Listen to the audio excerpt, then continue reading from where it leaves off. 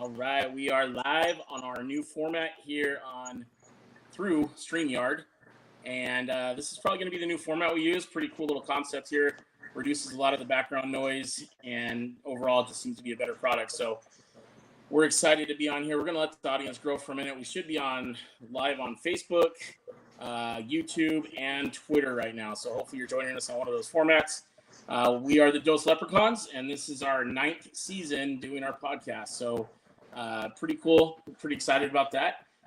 Nate and I will be breaking down the 2023 season, talking a little bit about the crazy offseason, and looking forward to this 2023 season, which should be a very exciting, memorable season. Some unknowns, obviously, just like any other year, but I think this one has a lot of promise, obviously, because of some of the things happening. So, again, welcome. This is season 9 of the Dose Leprechauns podcast. Check us out on Facebook, Twitter, Instagram, YouTube. We even have a TikTok now. It's kind of grown a little bit, which is cool. Share with your friends. I do want to give I want to start off by giving a shout out, to our one of our sponsors this year, Big Time Advertising and Marketing, a partnership dealers deserve. So that's Big Time Advertising and Marketing. Go with bigtime.com. So we'll be working with them this season. Still looking for a couple others to help us make sure we bring you guys the best content possible week in and week out. So, all right, with that said, Nate, let's get right into it, man. Crazy offseason. We lost some coaches, lost some players, but we retooled. You know, I think the prevailing wisdom here was that, you know, we lost some guys, but we replenished in a big way with the big offseason acquisition, if you will, of Sam Hartman, our new QB1. Yep. Yeah, that's going to be one of the best parts of the season. I think a good quarterback that can lead, that's proven he can lead, and has gotten some guys like you saw in the NFL games today. A.T. Perry from Wake Forest making a touchdown catch. He was getting the ball thrown to by Hartman. Had a career year last year, so look for that from Tobias Merriweather and our other stud wide receivers in that room. Yeah, and that's the other big part. I mean, you can say what you want about Sam Hartman. I think he's going to be fantastic. He's the all-time leading passer in the ACC. Sixth camp. This is his sixth fall camp that he just went through.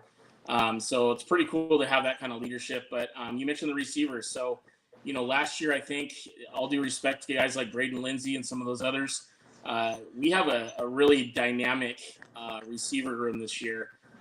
And there's a couple of guys that I think could become household names by the end of this year. One of them is sophomore Tobias Merriweather, a guy that had one catch last year, but his one catch was for a touchdown in that one Stanford game that we won't talk about.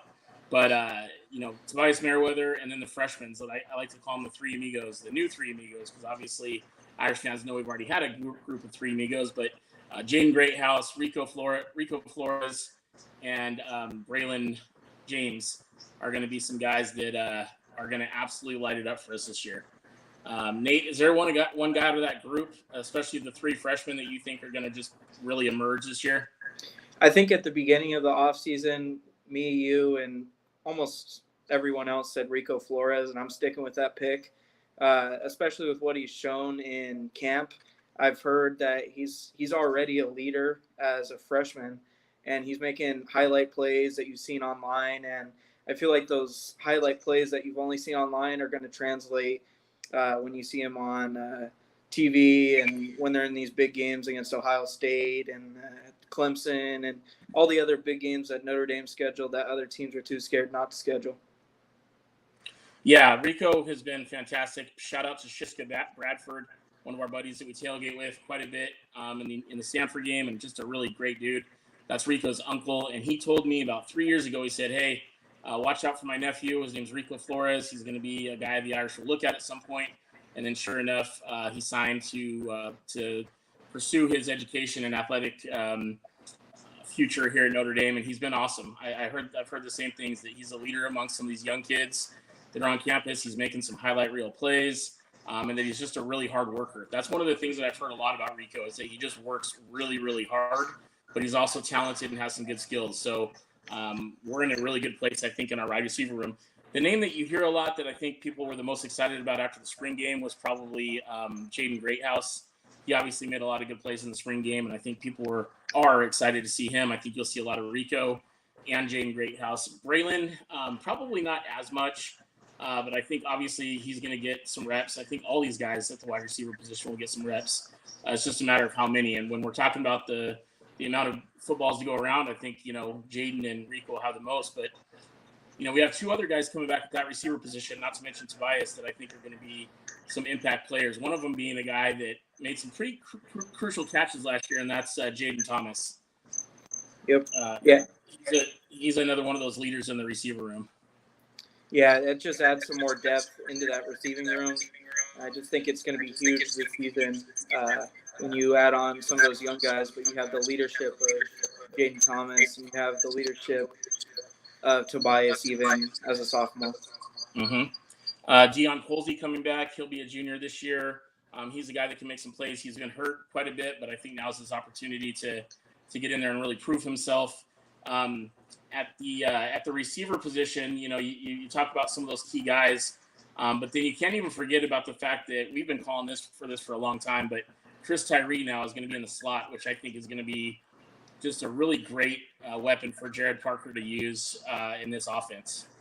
Yeah, and I was saying all offseason, you can start 3 running backs and have them on the field at the same time, and that's just going to be a huge added piece this year. So if you had to say right now, without thinking about it too much, Nate, which receiver will have the most receiving yards this year? I'm going to go Tobias only because you saw he's a deep threat, and Hartman can throw it and sling it, and I feel like Tobias can be that guy. Yeah, I'm with you. I think Tobias as well. I will say, however, that I think that Chris Tyree will have the most receiving touchdowns on the team this year. And I say that because I think he, like you said, he's going to be used out of the backfield. He's going to be used as a possession guy, but I think he's the type of player that can show up in some of those situations where you're at 4th and 1, 4th and 2, and Jared Parker decides to go for it. I think he's the kind of guy that he's got sure hands. He's quick. He's elusive. And now in that position, you can line him up anywhere, like you said. So I think Tyree has the most touchdowns. Tobias has the most receiving yards. Who do you think will have the most touchdowns at the receiver position? I think I'm going to go Rico. I think we're going to see a freshman lead in receiving touchdowns this year. That would be if Rico Flores or any of the other freshmen lead the team in touchdown catches. I think we're going to be having some pretty serious conversations about postseason play, because that just tells you that we had a dynamic offense this year, which we know we will. I mean, I don't think there's any doubt that this offense is going to be good. It may take a little bit of time to gel, but I think there's just so many playmakers, so many weapons, which leads us to our next. Actually, first off, before we go there, we can't forget Matt Salerno. The guy's a graduate senior. He's just done everything the right way in Notre Dame.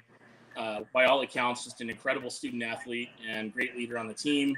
He'll be back for his graduate senior season. I think he's a guy that is somebody that can provide that sure hand approach. If you absolutely need to catch on 4th and short and you decide to throw it, I think he's the guy you're going to look at because he's been doing it for years. So I'm excited.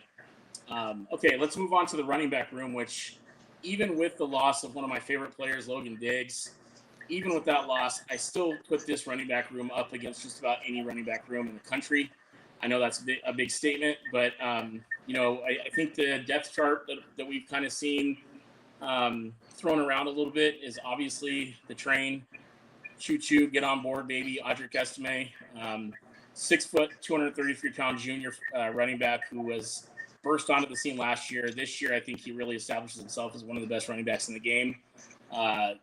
Behind him, I think you'll see Jadarian Price, sophomore that was hurt last year, but somebody that can really run the football. He looks really, really good in terms of the film that I've seen on cuts and bursts and things of that nature. So Jadarian Price will be the second guy. I think then you're kind of at a mix of 3 guys.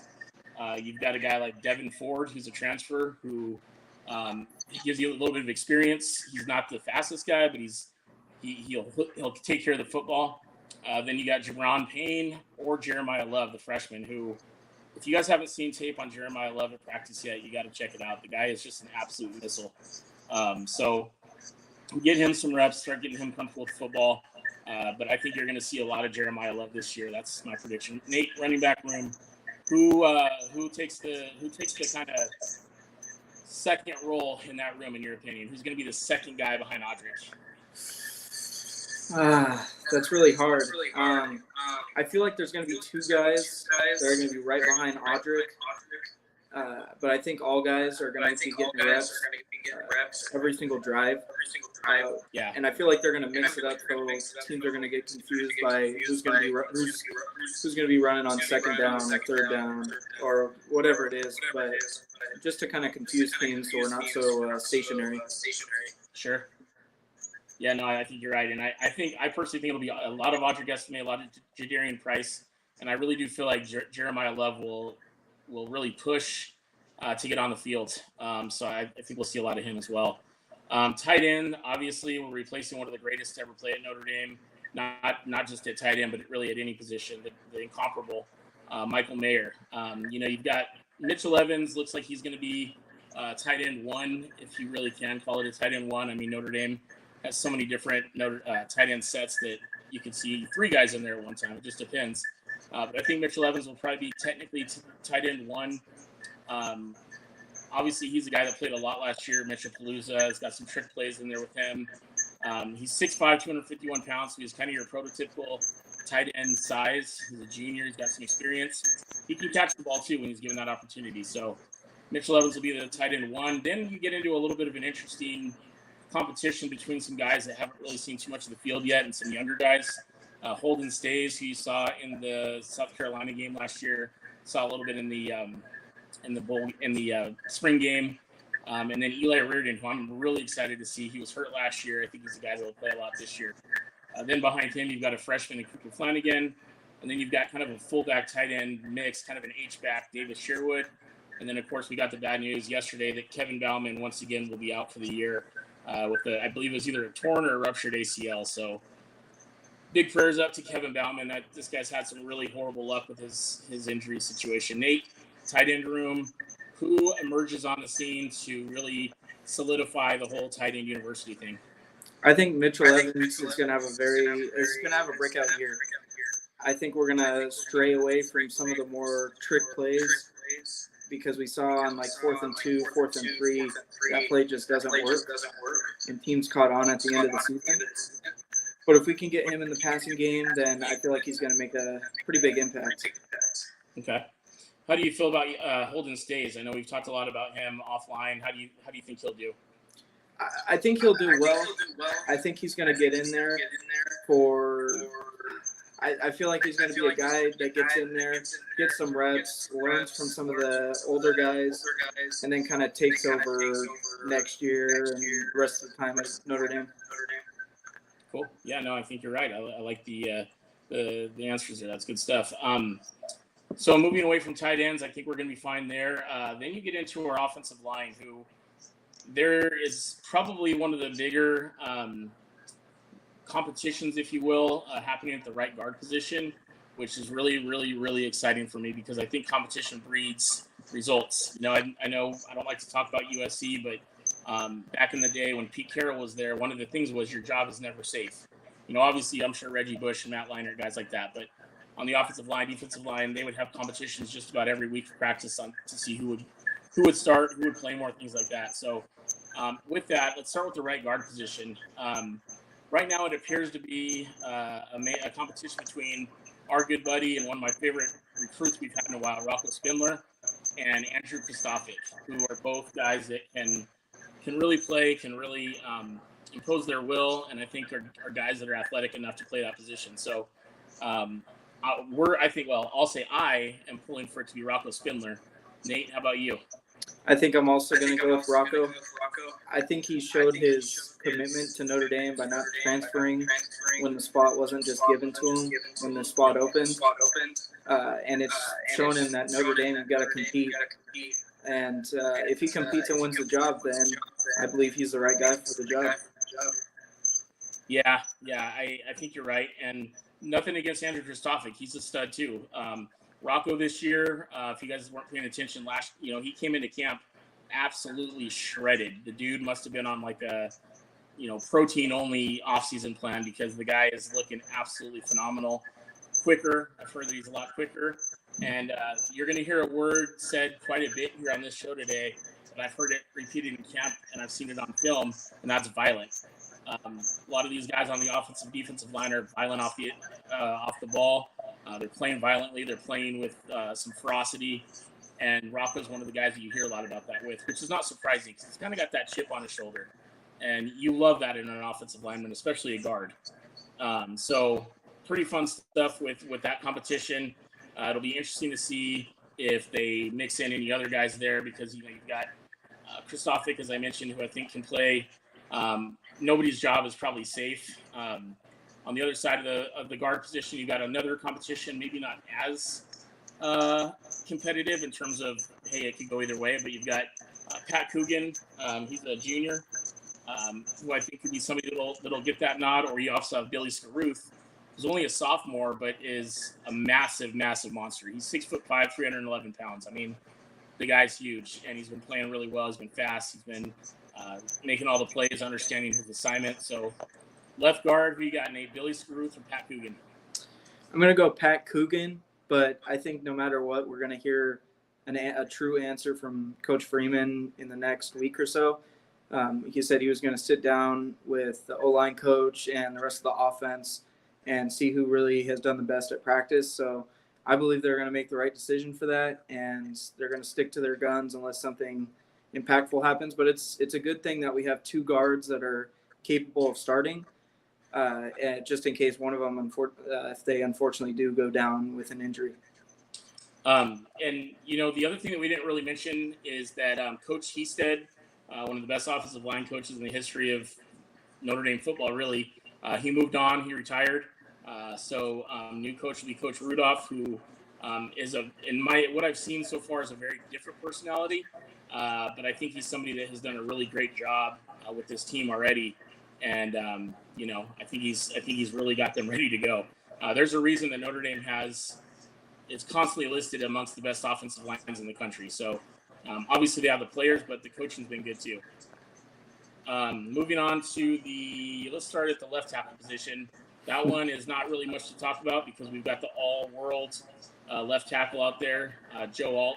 He's on just about he's on just about every single list for top offensive lineman in the country.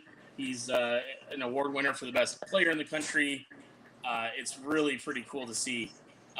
So Joe Alt, left tackle, no debate there. Backing him up will be Tosh Baker, and once again, I mean, you're in good hands right there. You've got two guys that are over 6'7". I think Baker's 6'8", Joe Alt's 6'8". So two monsters. You're going to be fine either way. So the center position, once again, pretty much a done deal. Zeke Correll will be our guy. Really, really excited to see him back at the center position. I think he's going to have a really, really good year. Ashton Craig backing him up. He's a sophomore. Joe Otting. One of the things, too, we talked about. So Joe Alt is a junior, but he's played a lot of football. Zeke Correll's a graduate senior, so he's played a lot of ball. Rocco and Andrew Kristofik, not a whole lot of experience, but enough to contribute. Right tackle position, that's another one that's pretty much already shored up, but you got some good depth behind. Blake Fisher coming into his junior season, 6'6", 315. He can move. Good in pass protection, good run blocker. I mean, Blake Fisher has always been one of the guys that when we looked at that particular recruiting class that I was really excited about the whole time through because he just plays with a chip on his shoulder, fast, plays strong, and he's a leader. I was actually surprised that he didn't end up getting one of the captain catches. I mean, I'm glad with who they got because obviously you can't go wrong there. But I really thought Blake Fisher might have got a look as one of the captains. Anything on those, Nato? Yeah, I think I don't think enough people are talking about Notre Dame's offensive line this year. I think it's about all the past guys that have came through Notre Dame, Quentin Nelson, guys like that are in the NFL now. But I feel like people need to put more respect on this O-line this year because they're going to be huge to Sam Hartman and the offense this year. And as far as the O-line goes, that's how far the offense is going to go. Yeah, no, that's exactly right. And that's where it all starts, man. Up front, one of our good buddies, our historian on the Dos Leprechauns page, Benny Tank Grimm, is an absolute offensive line connoisseur and knows everything there is to know about offensive line. And he's as high on our offensive line as I've ever heard him since, of course, the since of course the Quentin Nelson, Mike McGlinchey days. But yeah, our offensive line is going to be just straight up nasty. I can't wait. Yeah. All right, moving over to the defensive side of the football. You know, you and I have talked about this, Nate. I'll be honest, I was a little worried about our defense coming into things. Who was going to pick up and step up in some of these key roles that we're losing, guys like Foskey and some guys like that. But I'm starting to feel pretty fired up about this defense, man. I mean, when you watch practice, you know, you can't teach speed, you can't teach violence, as we've mentioned before. You can't teach that aggressiveness. So when you look at some of the things that are happening in practice and hear some of the reports, I don't think it's just coach speak, man. I really think that these guys are hungry. I think you're going to see a lot of guys fill a lot of different roles, and we're going to be really better off for it. So let's start at one of our favorite positions, maybe ever, is the Viper end position. There's no doubt in my mind that there's two guys here you're going to see, maybe three guys that you'll see quite a bit in this role. I think you're going to see Jordan Botello absolutely hurt people. Yeah. I mean, there's no other way to put it. The guy plays violently. Jordan Botello, I think you'll see a majority of the time getting those reps at the Viper end. But Junior Tuilalamaka is another guy that's really emerged. I have heard this guy's name probably the most besides Rico Flores in doing any of the press conferences.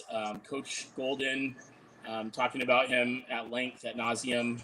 So again, you've got two guys at the Viper position that can get after it. Two guys that are over 6 foot tall, over 250 pounds, but both move like cats. I mean, they are absolutely getting after it. And then Josh Burnham, a guy that kind of a hybrid position, but I think he's somebody that can provide some depth in that role as well. Hopefully no injuries come up, but hopefully depth in terms of giving these guys a breath. He's a sophomore as well. Don't hear a lot about him, but he's a guy that when he has his opportunities, he makes the most of them. Anything on the Vipers from you, Nate? Yeah, I think the whole D-line has really shown me something in practice.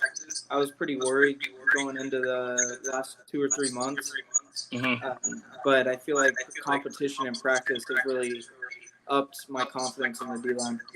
Yeah, no, couldn't agree more. I mean, again, you hear the coaches, Coach Washington talking about just, again, the violence, the chip on their shoulders, the competitiveness, which, again, is great because I don't think you're going to have one guy on this defense other than the guy that we're about to talk about on the defensive line that's really going to step up and say, hey, I'm the man, get out of my way, I'm putting this team on my back. I think you're going to have a lot of guys that just come in and make plays and can provide leadership, depth, playmaking ability at any point when they're called on. So the guy that we're talking about in terms of kind of the alpha, in my opinion, of this entire defense, and yes, that includes Benjamin Morrison.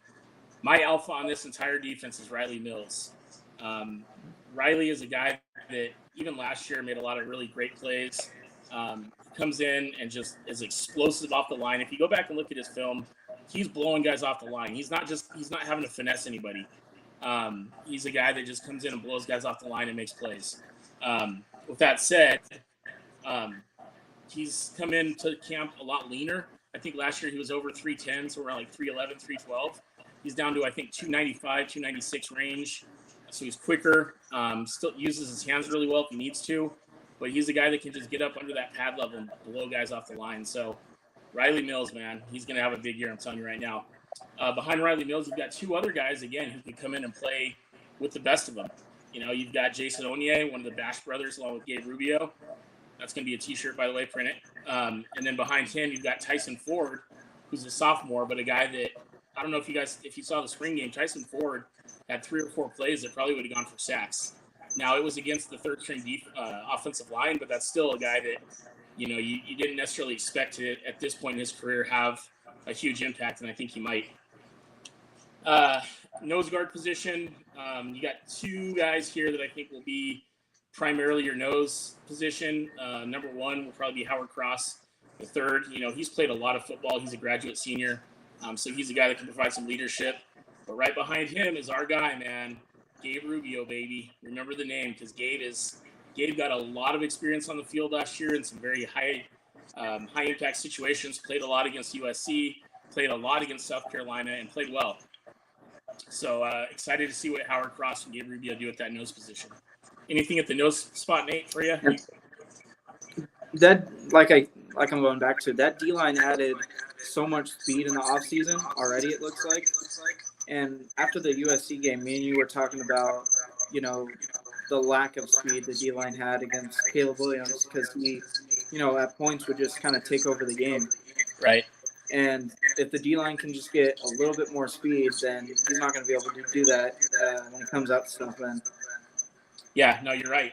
You're exactly right. And behind every great, well, we'll get to the linebackers in a minute, but the field end, so the opposite of the Viper, you've got two guys that are going to be just menaces, just absolute menaces. Nana Osofo-Mensah, who's got a ton of playing time. You hear his name a lot. We had the Foskis of the world, Aquaras of the world. You still would hear Nana Osofo-Mensah back when he was a freshman, sophomore, junior, senior, now as a graduate senior. So expecting big things out of Nana, but also let's not forget that there was a gentleman that saw the bright side. He saw a team that he saw a lot of promise in, and he decided to leave the dark doldrums of Columbus to come over to South Bend, and that's Javonte John Baptiste. And lengthy dude, he's 6'5", 260 pounds, and he's also a graduate senior. So experience, he plays a lot. He's to me, he doesn't have that explosiveness off the ball in terms of blowing guys off the line, but I feel like he plays the run really well. He can cover tight ends, and he can make plays. He's a sure tackler. So at that end spot, you talk about the speed that guys like Caleb Williams will bring. I think Javonte Jean Baptiste and Nana can both measure up pretty well in terms of keeping Caleb Williams contained and actually, I don't know, maybe wrapping him up and making a tackle this time. That'd be fantastic.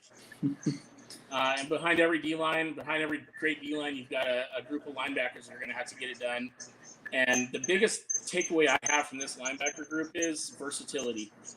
I feel like any one of these guys that we're going to talk about here could play really anywhere. Let's start off with the guy that was just named captain for the second year in a row, only the 23rd player in the history of Notre Dame football to be a captain twice. And that's the middle linebacker position, J.D. Bertrand. When I hear people, I've heard some people, not a lot, but I've heard some people compare J.D. to Joe Schmidt. And we love Joe Schmidt. We absolutely love that man. But J.D. Bertrand is 10 times the athlete that Joe Schmidt was. He's faster, stronger, hits harder.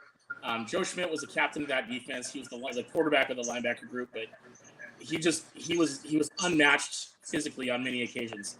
J.D. Bertrand doesn't get unmatched in most cases. There are guys, and I think the defense will recognize that. There are guys that he's just not going to be on the field against, and that's okay. But as a leader of the defense, I think he got, we mentioned Riley Mills as kind of the impact player, the alpha. But J.D. Bertrand, to me, is the glue that holds the thing together.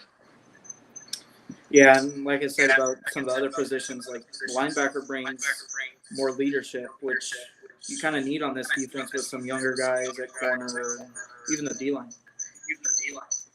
Maris Leofau at the weak side position will probably start there, and I think he's going to have a big bounce back here. I know there were some frustrating moments for him last year, and I'm sure nobody felt it stronger or felt worse than he did, but I think Leofau is going to be a guy that's going to have a really great year. Behind him, it's going to be interesting because first let's talk about the rover position. This year's rover is going to be Jack Kaiser in most sets. You're 6'2", 230-pound graduate senior. Once again, experience, versatility, a guy that can play just about any linebacker position. But he has improved. I've seen him make some tackles against some of the skill guys that I'm cautiously optimistic about in terms of what he can do against some of our competition this year. But we talked about JD, we talked about Maris Leofau, we talked about Jack Kaiser. Jalen Sneed, the name everybody wants to talk about. I mean, the coaches have said that Jalen Sneed has shown his athletic ability, his ability to make plays, have essentially put him on a position where now they feel comfortable lining him up just about anywhere. And that's very exciting to me because he is a freak athlete. If you guys don't remember, he's a 5-star recruit. You don't hear a lot about Jalen Sneed, but he was a 5-star recruit, and he's one of the guys that I think he deserves that. It's pretty cool. It's somebody that we need him to step up because I think he's a guy that you start thinking about next year even, and he's the guy that I think can be the anchor of this defense. So excited to see what Jalen Sneed can do, kind of getting his feet wet this group. Irish Mike, let's get to some of the comments here. Irish Mike said the linebacker group is the most athletic I can remember. Mixed with a great group of DBs, it should be interesting to watch. Absolutely. Justin Knox said Bertrand is the alpha, period. Wayne Smith, our young receiving corps should be something special for years to come. Got a little bit of talk about the Under Armour deal, which we'll get to later. Justin Knox said Botello is a beast. His high school teammate, Herbig from Wisconsin, who got drafted by the Steelers, always said Botello was the best player on the field. That's encouraging to hear. Wayne said there's a lot of high-pitched squeaking, fellas. Yeah, we're trying to work on that. Sean Hagan, best secondary in a long time. Yep, so that's a good segue. Let's get to the secondary here. So boundary corner, there's no doubt in my mind who it's going to be. It's going to be the man, the sophomore who had, 6 picks last year or whatever it was. Benjamin Morrison. There's a reason this guy is so highly touted. He's a freak athlete. He's a great corner guy, good cover guy. And I'm expecting him to have another solid year. Kind of in that rotation at the boundary will be Clarence Lewis. And then another guy we've heard a lot about, freshman, Christian Gray, is a guy that I think we'll see on the field as well. At the free safety position, this is another one that's kind of interesting because you hear a lot of different names being talked about at practice. Right now, they have the starter as far as running with the number ones is DJ Brown. But you see Ramon Henderson quite a bit in there running with the ones, subbing in, things like that. So those two guys I think will hold down the free safety position. Don't sleep on Ben Minich either, the freshman safety, number 22, who I think can potentially get a little bit of playing time this year. At the strong safety position, really, really excited to see what Xavier Watts can do with the whole season under his belt as being a safety. Behind him, you've got another grad transfer, Antonio Carter II. Thomas Harper, another transfer grad senior, and Aiden Schuler, a freshman. So in that group, you've got 3 graduate seniors that I think can provide some leadership in that safety position. What are your thoughts, Nate? Yeah, the corner group is going to be really special to this team's success this year, and I'm really looking forward to the defense for the first time in a while. I feel like defense has always been a huge concern when you had teams like the Ian Book teams where defense was struggling when you could get on the board, like against Clemson in 2020. But now you have a defense that you can trust when Hartman will get you points, and I feel like some of those closer games we had last year aren't going to be so close. Yeah, I think. Yeah, you look at some of the guys that everybody's gonna stay away from Ben Morrison, and Xavier Watts and things like that, and then you go to the other field corner spot and you got Cam Hart there. A grad senior, a guy that's 6'3", 207 pounds, and he's having, by all accounts, just a really great fall practice. So excited to see what Cam can do with a healthy season under his belt. And then right behind him is a guy that got slept on a little bit last year because there were some plays that, he was a little bit out of position. But again, he was a freshman starting at Ohio State. And that's Jaden Mickey out of Corona Centennial, the powerhouse in SoCal. Watch out for Jaden Mickey, man. That dude he's nasty. He's a competitor. He can hit. He can cover. Just an all-around good player. The nickel position, again, we mentioned Thomas Harper. You'll see a lot of him there, the grad transfer. Clarence Lewis, you'll see him there as well. And then another freshman that I think you'll hear a lot from this year is Micah Bell at that nickel position. All right, moving on to the specialists at the place kicker position. I'll be honest with you guys. I have no idea how these guys are doing, what to be nervous about, what to be excited about. But the starting place kicker will be Spencer Schrader, who's also a grad senior. So good luck, buddy. That's all I got on that one. Nate, I know you've got some concerns. You said a few times. What's your status with the kicker?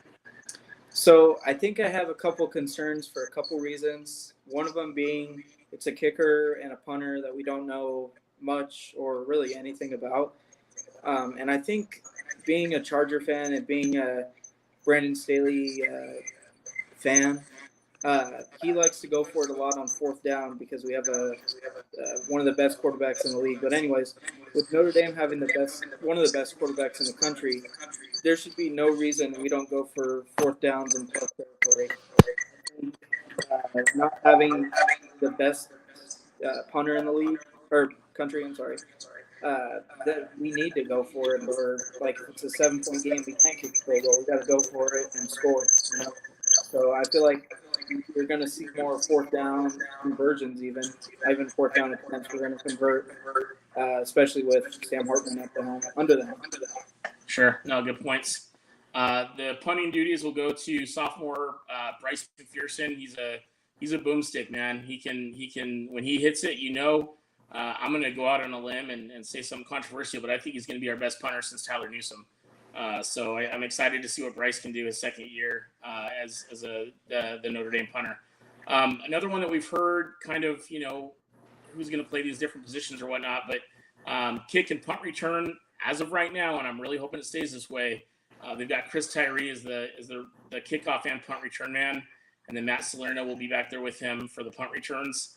But I want to see some other guys back there, man. I want to see Jaden Greathouse. I'd like to see Braylon James. I'd like to see Devin Ford, Jeremiah Love. Let's get some speed. And Chris Tyree is going to get his opportunities back there, but we've got to get better on. Last year was all about the block punts, block field goals, things of that nature. This year, I want to see some rocket style touchdown runs, man. I want to see somebody break one. I want to see them get some separation, get some holes, hit them, and then get to the end zone and score. You think anybody? Okay, Nate, prediction time. Will we get a punt or kick return this year for a touchdown from Notre Dame? We're going to not only get one, we're going to get three this week. Whoa. Including playoffs. Called okay. For our audience, if you guys are still listening, there's a few people listening.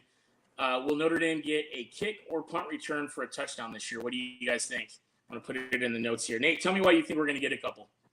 I just feel like with Freeman, you saw last year, the block punts. Like, look how much energy that added to the team. If you can just one kick run back, it's going to add so much confidence in the team just into that game. If we can get one against Ohio State, there's no chance Ohio State wins that game.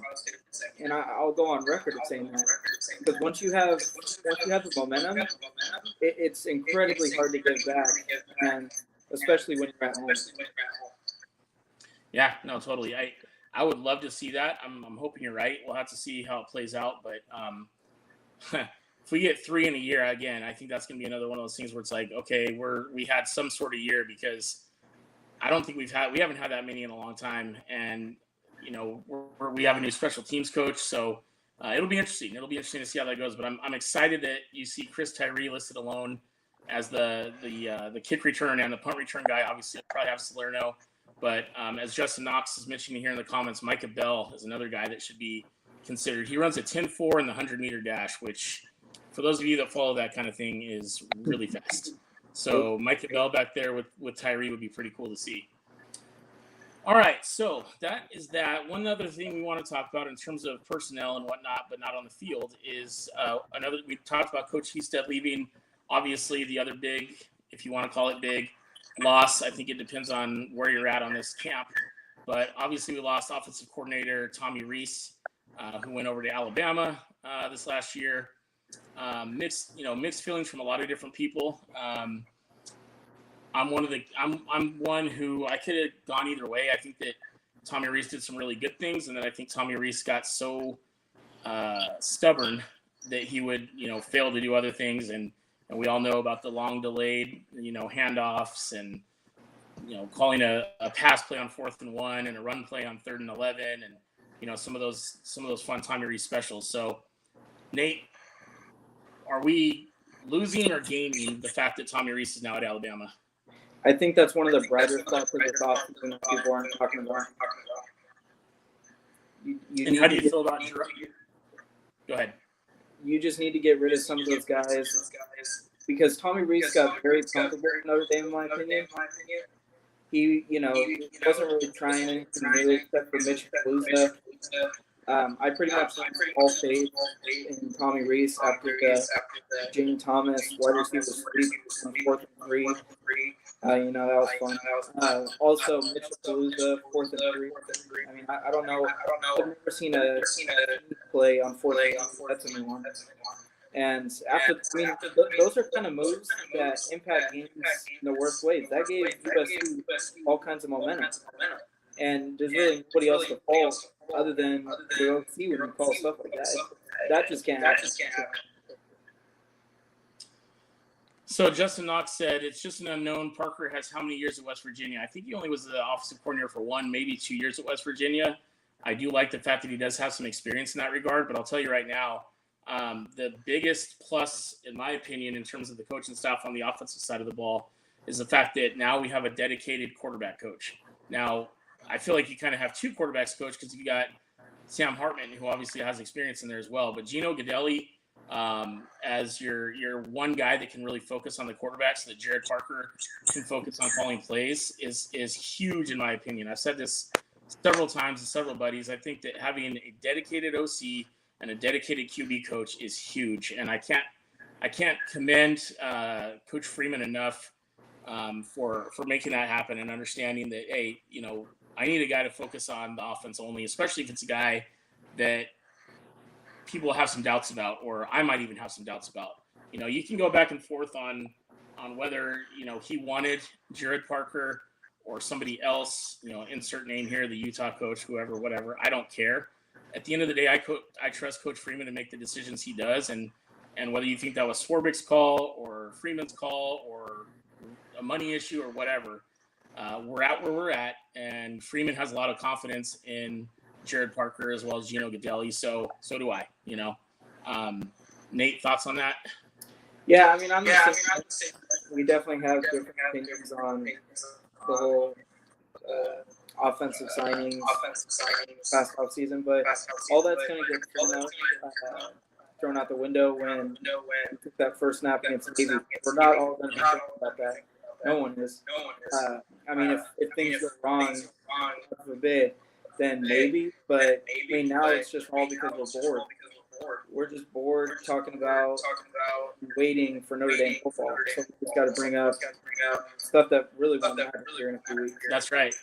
That's a really good point. You bring up what you want, say what you want. We are 13 days away, actually about 12 and a half days away from the only thing that matters, and that's what happens on the football field. And I don't care if they're starting against Navy or they're starting against Ohio State or whoever they're starting against. We just need them to come out ready to go. No doubt on who the quarterback is. That's one thing that's already done. We know who the head coach is. We know who the coaches are. I feel like Freeman has his guys in there now as coaches, and I think that's going to mean something. The family atmosphere that's happening right now, you can say every team has that, and I've said this numerous times, but this team just feels different. Last year we were a quarterback away from probably being a playoff team, if we're being honest. Now, do we lose that Marshall game still? Who knows? That was just a weird freaking day. The Stanford game, we don't lose with a good all due respect to Drew Pine, with a good quarterback. I think we probably still lose the SC game because that team was loaded, and I think we had some issues on defense with injuries and stuff that game. But I definitely think that if we're not a playoff team, I think we're a New Year's Six bowl team last year with above average quarterback. And now not only do we have an above average quarterback, we have a stud quarterback by all accounts. Now Sam Hartman has to deliver. Sam Hartman has to be him, and I think he will. I think you're talking about a guy that doesn't like to lose. He's at Notre Dame, in my opinion, for one reason, and that's to improve his draft stock. He's going to have every single game will be in the spotlight. Every single move will be in the spotlight. Good game, bad game, whatever. I think this is Sam Hartman's opportunity to say, "Hey, NFL, I'm an NFL quarterback. I can handle the pressure of being the QB1 at Notre Dame. So pick me up." Yeah, I can't see how Sam Hartman does this year. I mean, 13 days can't come sooner. I've never been this excited to see the quarterbacks throw the rock in a while. Probably Ian Book's senior year. Hot take. Easy. Everybody loves Ian Book. I think Ian Book is one of the best to do it at Notre Dame. He leads every day in category at Notre Dame, but Ian Book isn't the deep threat that Sam Hartman is. Ian Book doesn't have some of the intangibles that I think Sam Hartman has. So, you put Sam Hartman on some of those teams that Ian is with. We don't lose to Clemson in some of those situations. I don't think we lose to Clemson that's a silly comparison, but I think we win some of those close games that we've lost in the past in those big games if we have a quarterback such as Sam Hartman. Let's see. Gary Mayo said he could be the third Indy quarterback to win a Super Bowl. You know what? Absolutely. I mean, the guy is again, it's going to matter what happens in 13 days, 12 and a half days. It's going to matter what happens on September 23rd in South Bend against Ohio State, October 14th against the Scumbags, and then, of course, Clemson. But, yeah, he's something else, man. Sean Hagan said, I've never felt so much optimism towards a QB as I do Hartman. Yeah, Sean, we've been through the ringer when it comes to quarterback, man. I mean, you have Brady Quinn, absolute stud. Team forgets how to play defense in certain games. You get Jimmy Clausen, who, if Jimmy Clausen had a better O-line and a better defense, would have gone down as one of the greatest ever at Notre Dame. That's a hot take, but that's the truth. The guy could sling it. And we're not going to get too far off the Jimmy Clausen thing. My point is, we've been through the ringer at quarterback the last few years. All credit to Ian Book, but come on, he's not Sam Hartman. Jack Cohn, feet of steel. Good guy, good quarterback in terms of throwing the football, but he could not move. And then, of course, last year, Buckner gets hurt. And then, Drew Pine, who couldn't see over the center's head half the time. And if Michael Mayer wasn't on the team, probably would have, I don't know, it would have been bad. Dude, what's up with Steve Angeli, too, man? I want Angeli to get some reps this year in the game. And I don't mean just, here's the football, running back, hand it off. He has yet to throw a pass at Notre Dame. I want to see Angeli, hopefully we get a big lead on a lot of these teams. I want to see Angeli get some meaningful reps because from what I've seen in practice, the guy can throw it. And then even what's our third string guy that I can't think of his name? Kenny Minchie. Kenny Minchie, thank you, goodness. Kenny Minchie too, another guy. At some point those guys are going to need to play. Hopefully not till next year, meaningful reps, but give him some love, man. Let's get him in the game a little bit when we start getting a lead. And I don't want to see Hartman out there a second longer than he has to be. We got Justin Allen Hanner. How's it going, Jason Nate? I'm super excited for Hartman to be our QB. Yeah, absolutely. Justin Knox, Hartman throws picks, but he's elite in college. Yep, agreed. Picks are overrated. Wayne Smith said, I only want Angeli if we have a lead, not if Hartman gets hurt. Yeah, absolutely. Yeah. All right, moving on real quick. We'll spend a little bit of time on this. We've been on here for quite a while, but I want to talk a little bit about our schedule. Not necessarily doing predictions, but kind of talking a little bit about the different opponents. We will probably do a little bit of a deeper dive here in the next not few weeks. We don't have a few weeks. We only got 13 days. So next weekend, we'll look at doing kind of a more formal schedule breakdown, or you might just have to hear about the schedule breakdown from our new affiliate podcast under the Dos Leprechauns media banner, and that's Fighting Irish Faithful, brought to you by Joe. Love you, Joe, but I'm not going to try to say your last name. So just Joe from Fighting Irish Faithful. The format's going to be Dos Leprechauns on Sundays with typically an interview, maybe some hot takes from the games, but usually an interview from a former, current, or future player. And then Tuesdays will be Joe from Fighting Irish Faithful. Check him out on Twitter and Instagram and YouTube. But he'll be doing the kind of the more X's and O's, breaking down different things, yardage, blah, blah, blah. He'll be doing all that while we'll be more of the hot takes and interviews on Sundays. But anyway, moving back. See, Tyler Kelly, if we can beat Ohio State, we will win out. I agree with that, Tyler. I really do. Joe's dope. Go Irish. Absolutely, Wayne. Okay, so schedule. Obviously, 12 days away. Navy, the Middies in Ireland. Seeing the new jerseys. Tell us what you think about the jerseys in the comments here. We'll try to get to some of them. I think they're fine. I'm not doing cartwheels when I saw the design. It's kind of cool. But once again, we'll get into this at a later date too, but Under Armour, man, how disappointing we go back to them. I know there's some people that like Under Armour and appreciate the fact that we went back, but it's just been so underwhelming. So anyways, New Jerseys, Navy, in Ireland. I would expect there's going to be some jitters, some first game jitters. I would expect there's going to be some mistakes early on. But Navy has a brand new coach. They moved on from Ken, and I couldn't even tell you who their new coach is. I couldn't tell you a single thing about Navy.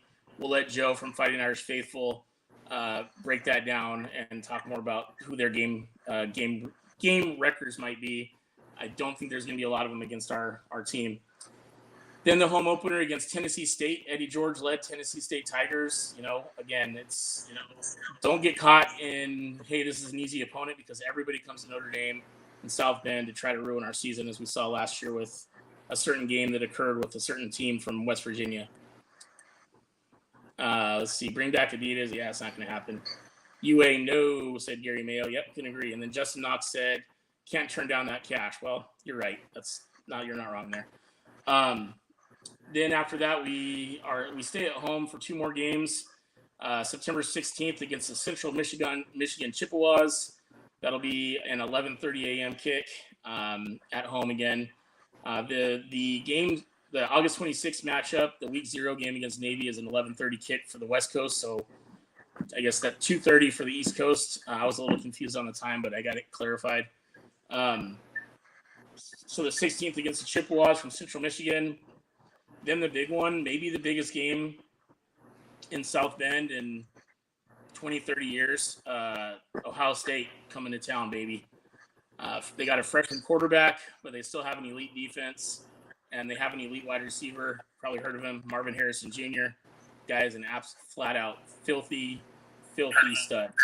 So Ben Morrison, Cam Hart, Jaden Mickey, Ramon Henderson, all the guys we mentioned in the secondary, going to have their hands full no matter who the quarterback is. Then a week later, we go to Duke to play Duke, and that's a game that you gotta take that seriously. Mike Elko leading Duke back to this resurgence. Jamion Franklin, former Notre Dame defensive tackles on that team, and is really looking good. But that's one of those games it's going to be sneaky, right? Ohio State win, lose, or draw is going to be an emotional game, so you got to be careful there. And it's sandwiched in between the next matchup we'll talk about here. So we have a bye week after that. So October 7th, we're off. October 14th, the Trojans come into town. Caleb Williams and his bag full of fingernail paint. Athletes all over the fields. Good defense, but they're thin. In a lot of spots, they don't have a whole lot of depth in terms of guys that have played a lot. So, we'll see where Coach Golden and Coach Parker decide to attack that team. But obviously, you've got your two of your biggest games of the year sandwiching the Duke game. So you got to be careful with that Duke matchup on September 30th at Duke. Then the Pitt Panthers on October 28th. So it's kind of interesting on the schedule this year. You've got big game against Ohio State. You've got on the road against Duke. You've got a bye, and then you've got USC at home, and then another bye, and then you've got Pitt at home against the Irish. So I'm going to have to do more research. And again, Joe from Fighting Irish Faithful will need to jump on this, but I don't know a thing about Pitt this year. So I couldn't tell you if they're good, bad. Pitt always comes to play, so you got to be careful, but we'll see how they look when we start getting that preview going. And then this is another game that I'm pretty concerned about, I'm not going to lie, and that is going to Clemson to play the Tigers again. Dabo is going to have them ready to go. I know they also have a freshman quarterback they'll be playing, but they still have Will Shipley, who's going to be looking for a bounce-back year. Really, really good defense, especially their defensive line. So don't sleep on Clemson. They may not have some of the huge name stars like they usually do, but they're a top 10 team for a reason. Then, of course, the senior game. Wake Forest, Sam Hartman's old team, coming into South Bend on November 18th for a matchup against our Irish. Really shouldn't be much going on there. That I'm hoping we'll break this down, but shouldn't be a heart attack special. Hopefully, God, I always say that, and then I feel dumb when it happens. Then finally, Notre Dame going on the road. What's crazy about this game? So for the longest time, we've been going out to the Notre Dame-Stanford game. It's just an incredible time to go out to Palo Alto. Great fans, great university, good environment. The only thing that sucks is the band, which whatever. But the atmosphere, the tailgating, it's just a really good time. That'll be Thanksgiving weekend, that Saturday, November 25th. It's the last time that we're playing at Stanford I haven't even seen that game on the schedule for the next 10 years at Stanford. So with all the realignment and everything going on, this could be the last time we play in Palo Alto for who knows how long. So if any of you have the means, I highly encourage you to try to get out to Palo Alto for that game. It is so much fun. And again, just a good environment. You don't have to worry about getting, jumped after the game by a bunch of filthy USC fans or anything crazy like that. So highly recommend you try to get in there. Justin Knox, I'm going to pin this one. Justin Knox said, get that red, because I don't want to get YouTube censored, out of the stadium that week against OSU. Yeah, buddy.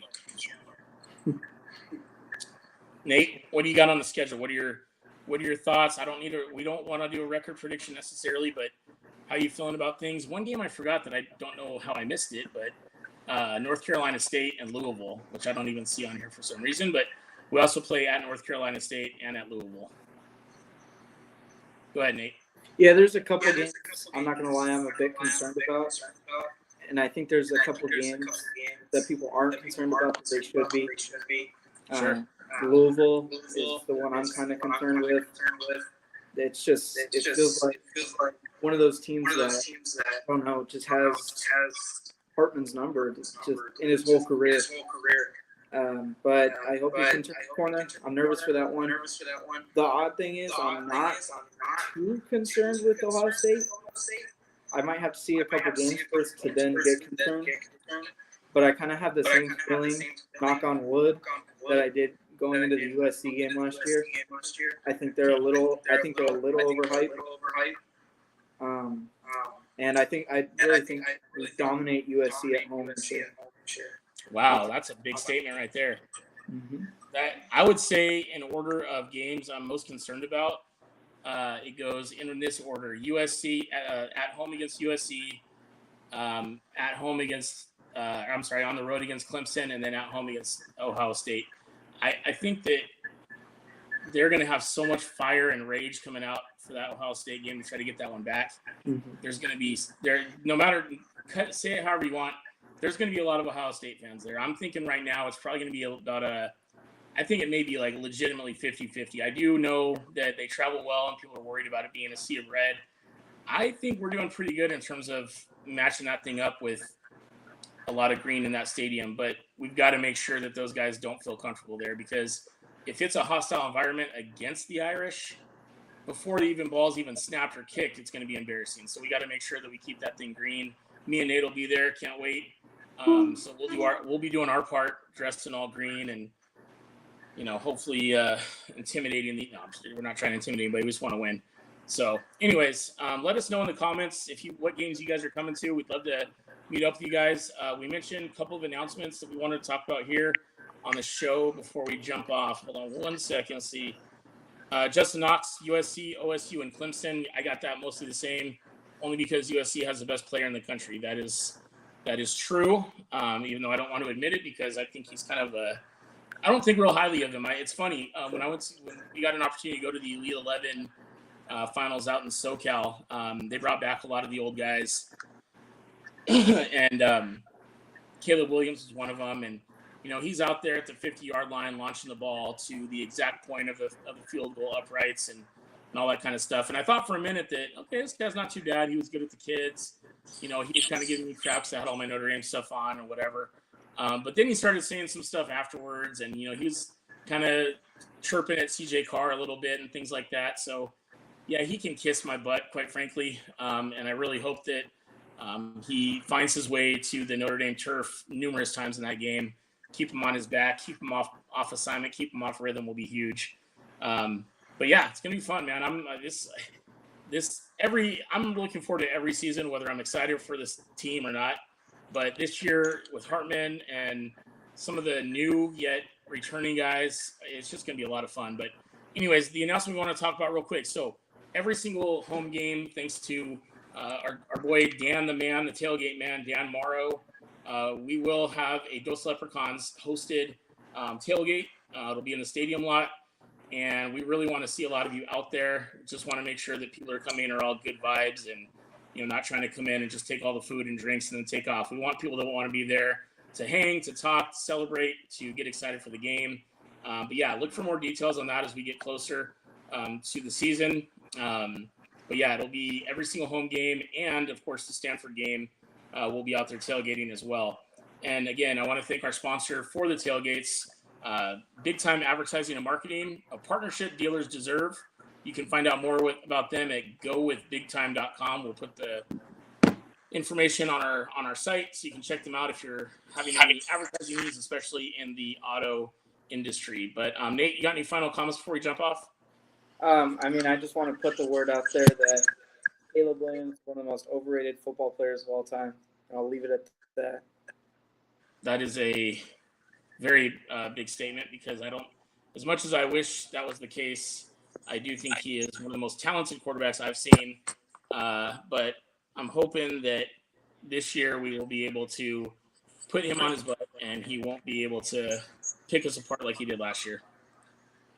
With that said, we're going to jump off here. Please make sure you guys continue to follow us. We're going to have a good season, a lot of things to be excited about. Check out our merch store if you guys don't mind, whammyswag.com/Dose Leprechauns. We have all kinds of cool shirts. We're going to get a Ohio State exclusive line going. So we're excited for you guys to see those. We'll have those out here the next couple days. But other than that, we appreciate you guys watching. Appreciate all the support. Love all you guys. 13 days, actually more like 12 and a half days until it gets real. And you guys have a blessed day. Stay safe and go Irish.